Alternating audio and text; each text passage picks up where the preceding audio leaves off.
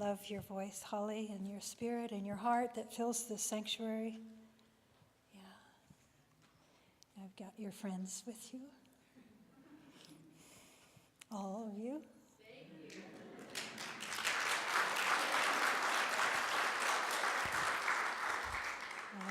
It's good to see you. The beautiful song, I See You. It's easy when we love one another. I see you. The invitation for you today is to see each other in the times we disagree, in the times we are divided, so that we see one another and become whole again.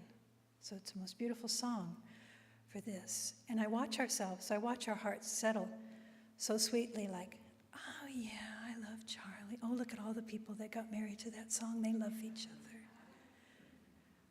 But the message today probes deep, and I invite you to join me in that. Not that we're ever apart, but there's a lot here today that from outer appearance to inner substance.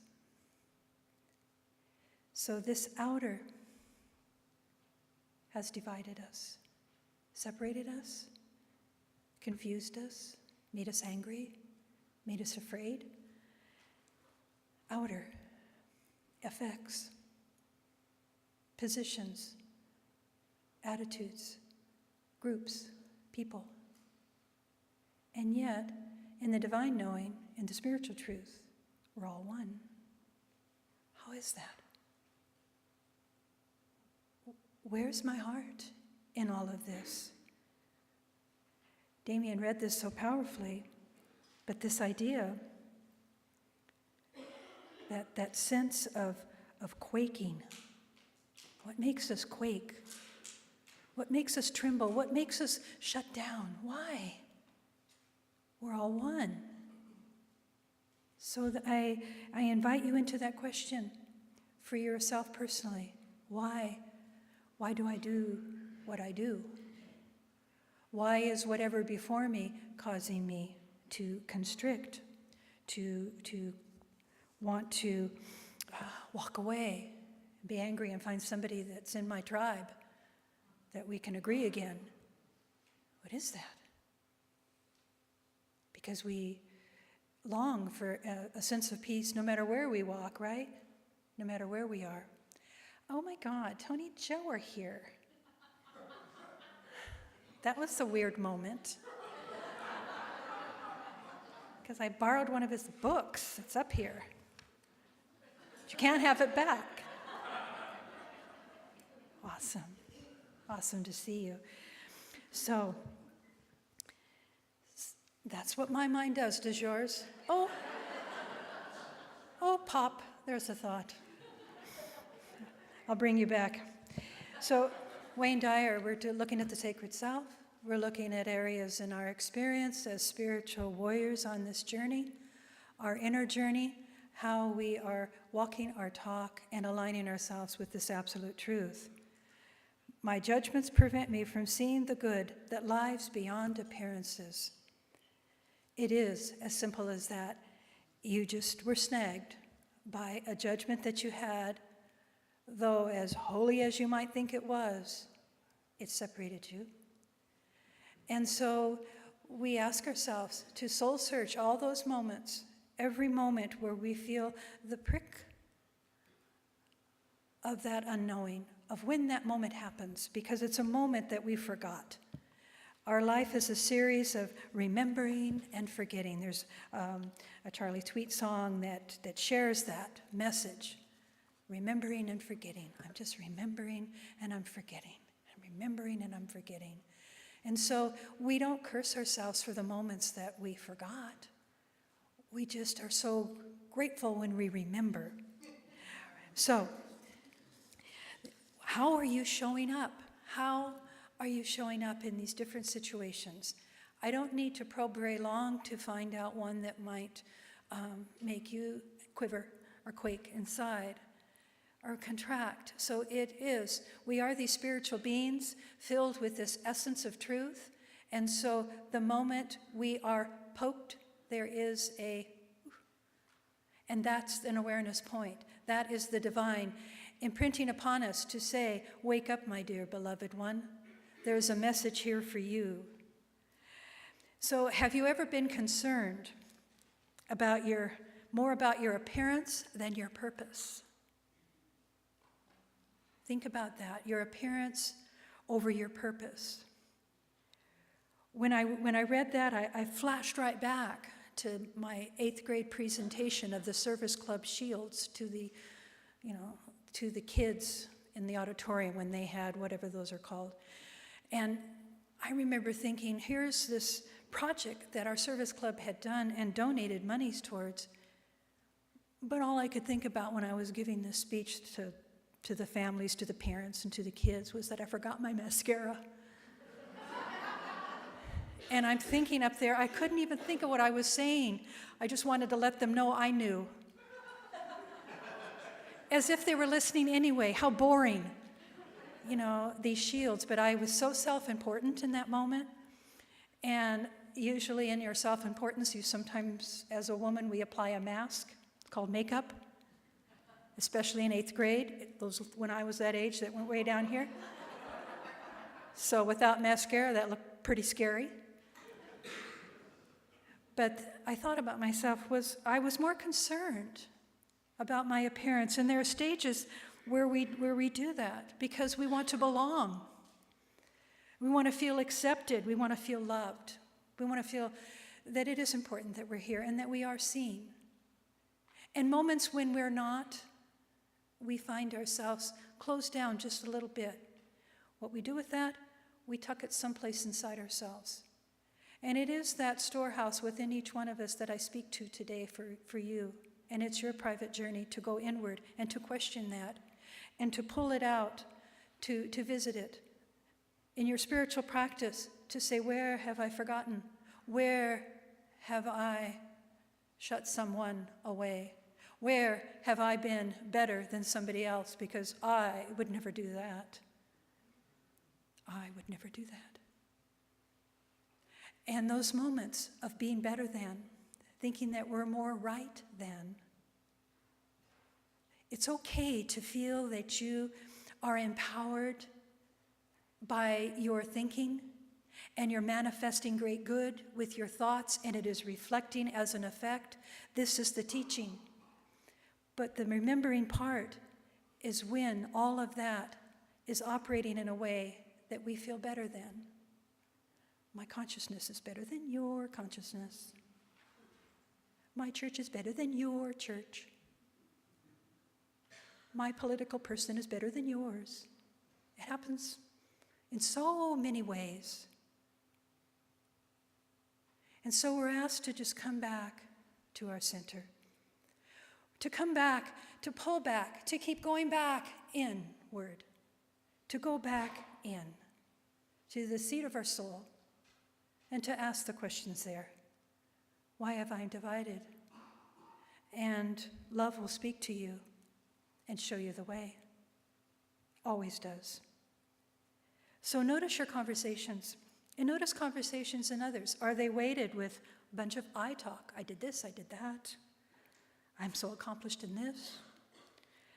Sometimes it's all in an attempt to make others feel a little more deficient and yourself superior. And I know these are words from Wayne Dyer from his chapter on this, and I think, ooh, that kind of stings. I don't want that as my talk, but there's truth there.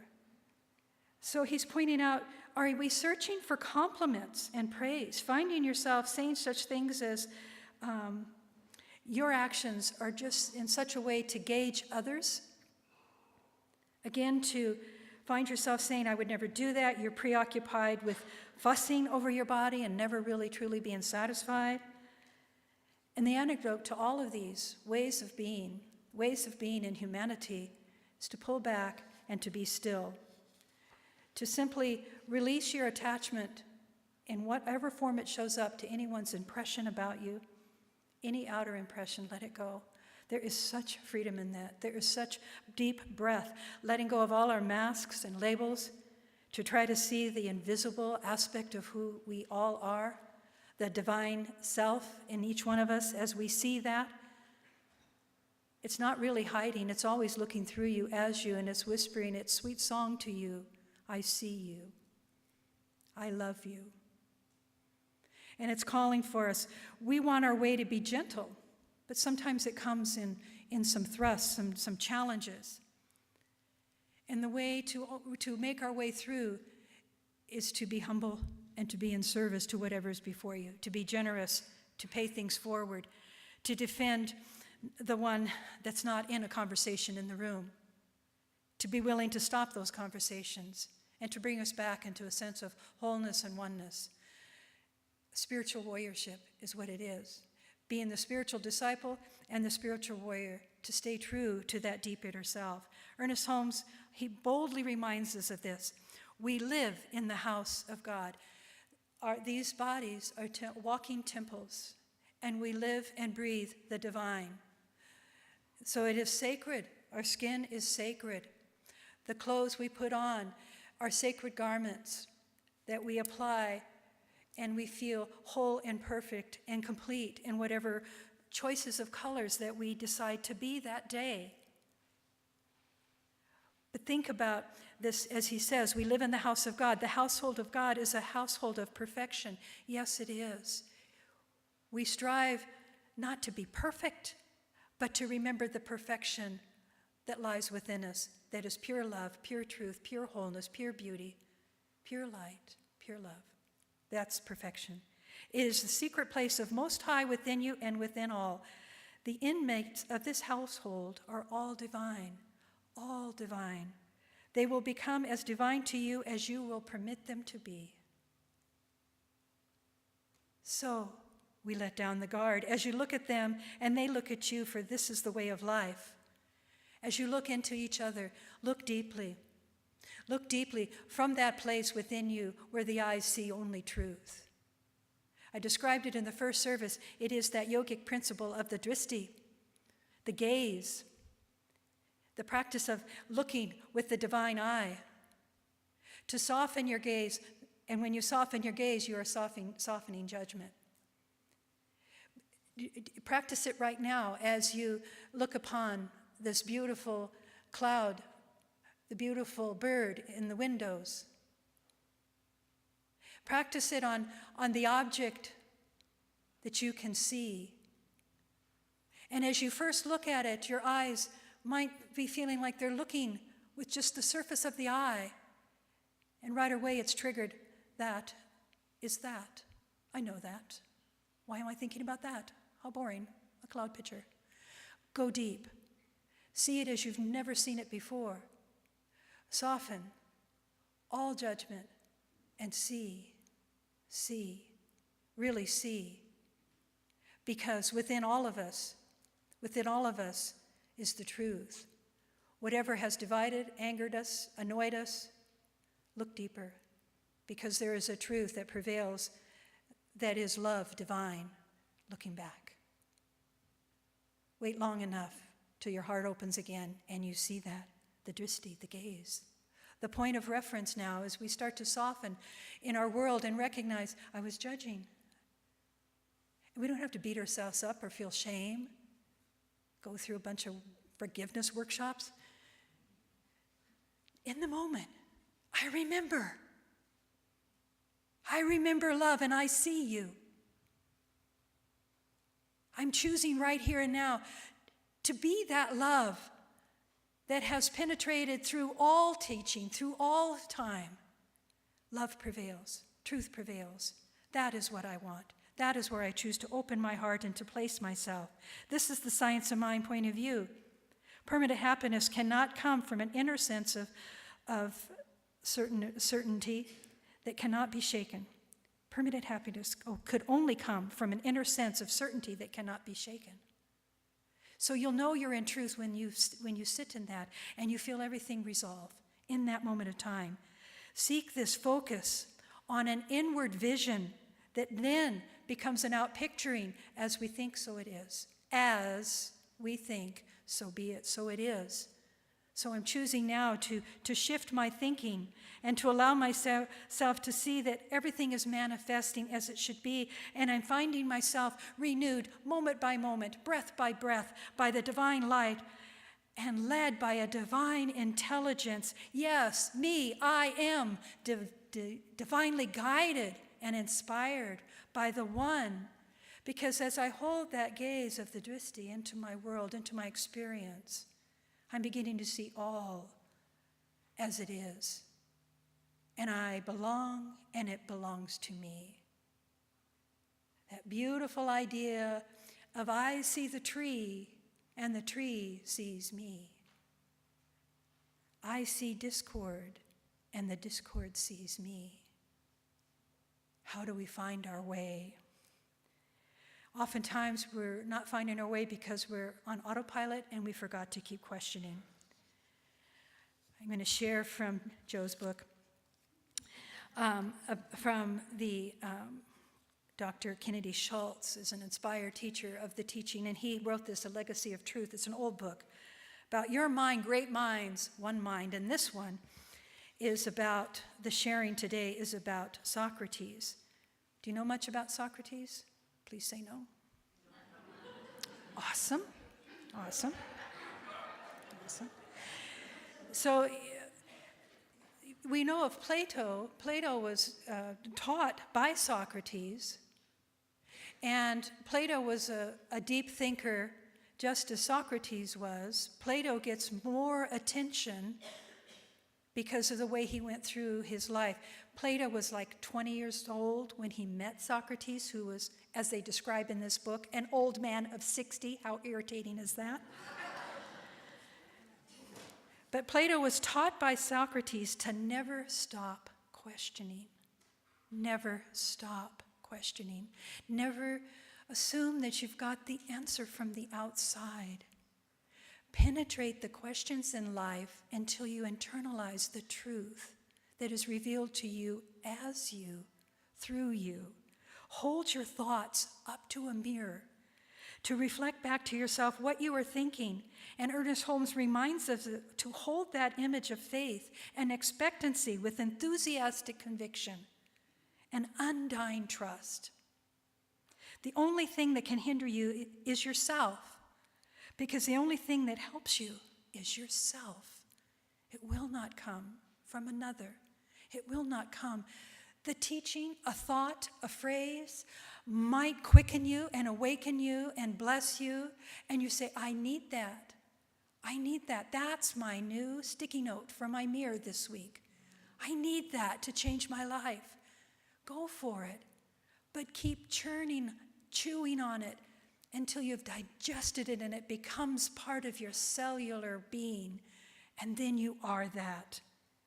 Because then you are reflecting that image. Then you begin to reflect that out into your world. You think peace, and you speak peace, and you see peace, even in the moments where you feel that quickening of the gut. What's here? Wait, what's there? I need to wake up. Something's off. Let me see with the eye of the divine here until love prevails, until love comes forth. You've communed with Spirit and received the inspiration, and now you can rest in the peace of deep knowing. There's a complete confidence in the law which this philosophy speaks to, the law of truth. So Socrates, he was born 400 so BC, way back BC, before Christ. Yet they relate Christ and Socrates as the similar kind of a teacher, which is interesting. The only real knowledge, he says, he's talking about salvation from within. The only real knowledge is self-knowledge. We learn only when we keep asking questions, and you are only responding to ideas of another who have been giving their ideas to you. Are those now yours, or have you honestly allowed yourself time to question them until they truly have become you? They taught people how to think, not what to think, how to think, but not what to think. They knew of this creative power of the mind, and that dwelled in every person. Whatever we read or hear can be digested as we continue to question it thoroughly and discover it then for ourselves. Then we really know what we know to be true. There's peace of mind here. This is what faith is. It becomes a deep wisdom of truth that we don't shrink away from criticism anymore. There's no fear. And when we feel it, we're attuned to it right away, and we recognize that it's a calling of the soul to pay attention. There's no need for praise. It doesn't matter what you think of me. It doesn't matter what I think of you. All that matters is that it comes from a place of love. And then it is received, and it stays there with love, the authenticity of our truth. So, Socrates, in his sharing, he says, people don't really want to change. They want comfort. Think about that. There's no greater comfort than believing that one is already right about something. Right? Start to hear something, I'm already right about that. I don't need to listen to what they have to say. I'm already right.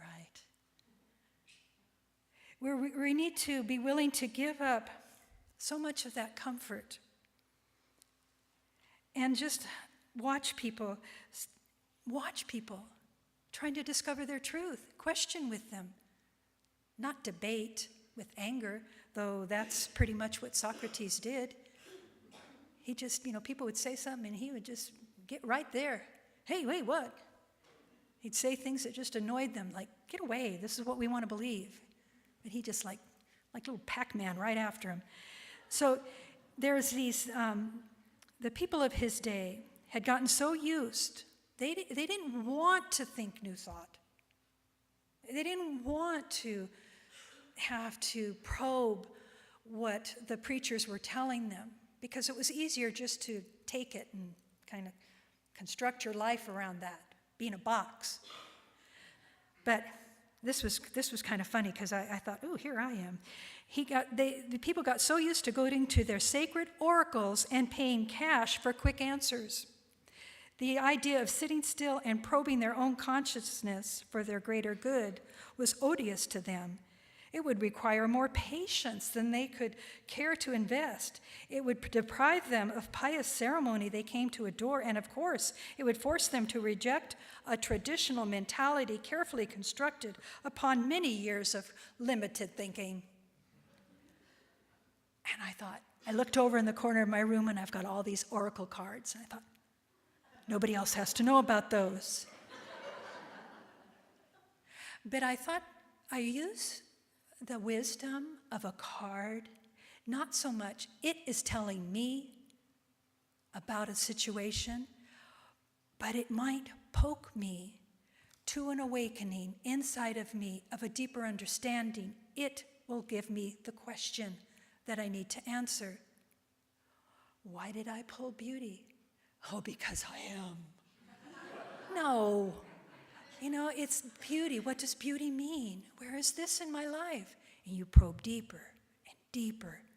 You see that? And the invitation is to keep questioning until you can digest it and feel that you're no longer limiting your thinking, that you are open at the top to the divine grace, because there's more to know. What would this place be if we just stopped at the light bulb? There's so much more to know and to be. So Jesus and Socrates were ignored and despised, both of them, in their walk in life. Those few that heard them, that really heard them and became their followers, were devoted to the wisdom that they inspired in the awakening of each of them. The wisdom of Jesus, this is interesting, has never been as widely embraced, not even by the part of the world that called itself Christian. When you go back, and some of us have felt that, is that what Jesus is teaching? Have you felt that at one time or another? It's the questions that we ask. And it's not putting another faith down, but it's making sure that we learn our truths, that we're not fed truth. The wisdom of Socrates was led by a few great minds of every age to an understanding. He had a deep and compelling thirst for knowledge. He was convinced that he himself knew nothing, although everybody else seemed sure that they knew something. He wanted to know what they knew, and so he questioned everyone endlessly. His manner was argumentative, but for the sake of argument. It was just that he couldn't accept the knowledge until he could justify it himself. That's such a calling of our hearts to, may I justify this truth for me. He would stop the wise men at the time in Athens and demand to know what they thought about everything and then challenge their justification for their thinking. He soon learned that all of them, like himself, really didn't know anything at all. This led him to believe that one cannot really know anything but one's self. Settle with that, hear that. We cannot know anything but our deep self, our own mind and our own heart. That's all we know. And so if that's all we can know, we cannot know another's heart, no matter how much you love each other, no matter how much you're devoted, no matter how much you gave birth to that.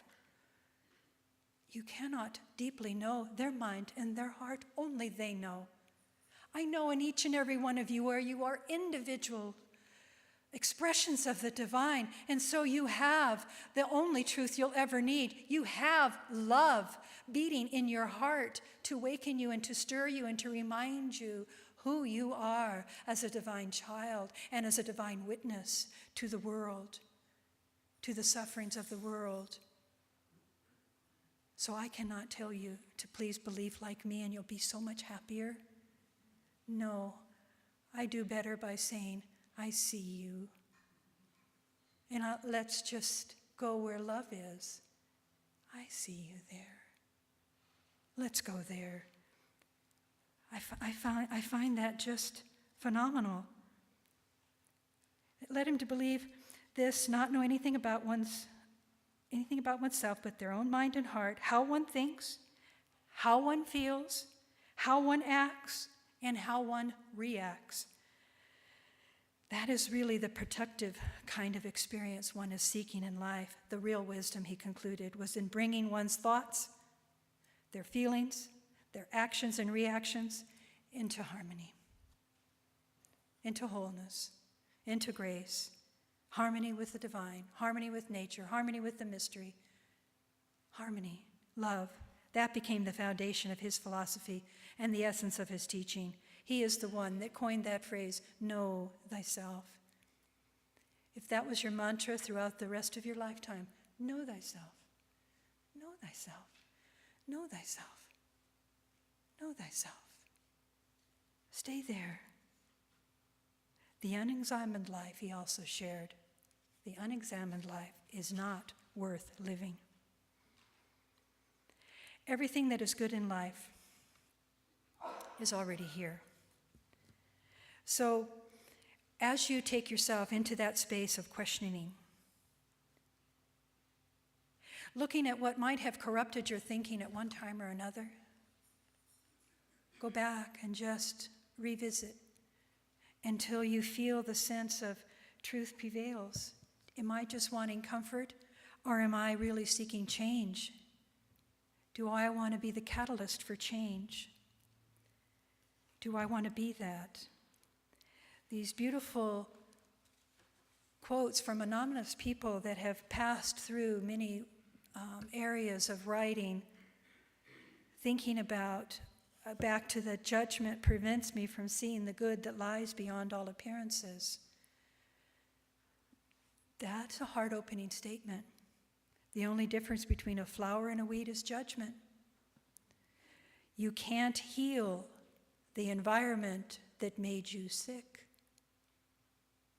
So if you are tormented by what's going on today in society, in humanity, you can't heal that environment that makes you sick. To heal this place inside of you that is separated from love. And I love this final thought. Always believe something wonderful is about to happen. That's a song for you, Holly. Always believe. I can just see her little beautiful voice and curls. Always believe something wonderful is about to happen. Yeah. We live and we commune with this great truth, with this great teaching. So we walk out of here today empowered with the idea of drishti and finding an effortless gaze out into our world. Noticing when we harden our gaze, we've hardened our thinking. We've walled off another.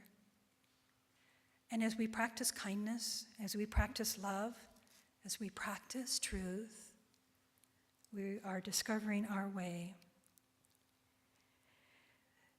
There is a teaching that says if you have any doubt about the power of a visual image and the value of your attention, just think of the billions of dollars the advertising industry is spending to try to make us think we're not right. Everything's perfect just the way it is. I'll have you go into the drishti, go into the gaze, go into the wonder. Join. Let's go there. As the music plays, eyes open, eyes closed, heart open, belly soft, heart lifted, mind clear.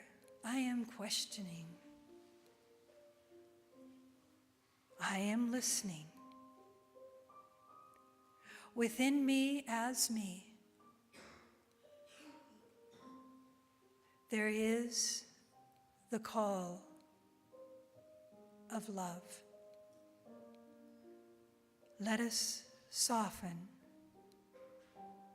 into love. Physically, feel it. You are an individualized, beautiful expression of the divine. You are a conduit of this pristine truth. It is right there within you, as you. It is your pillar of strength. It resides in the deep column of this beautiful body. It radiates a light of truth and awareness.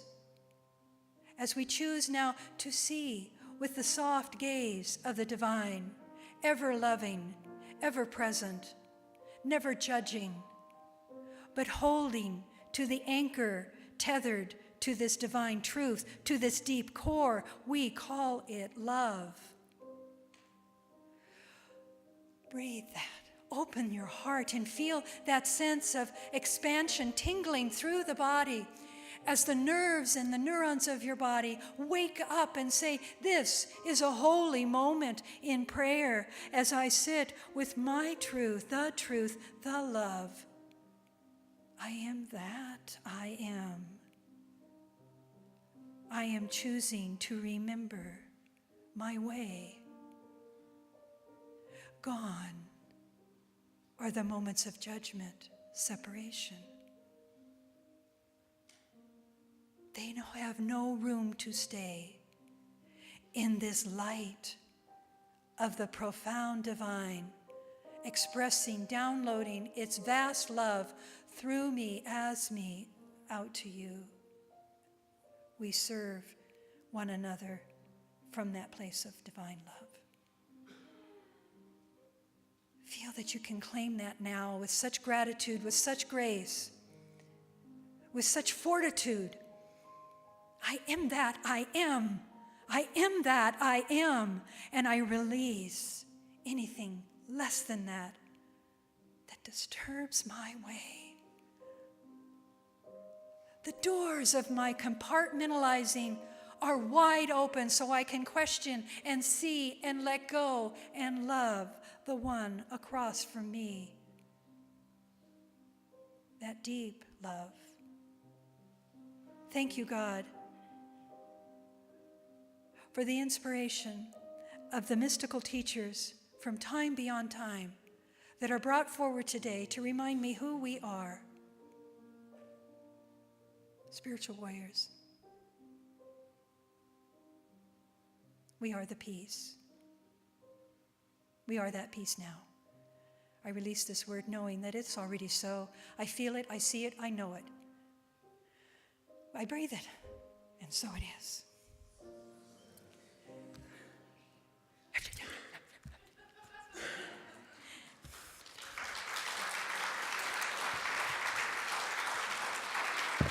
Thank you.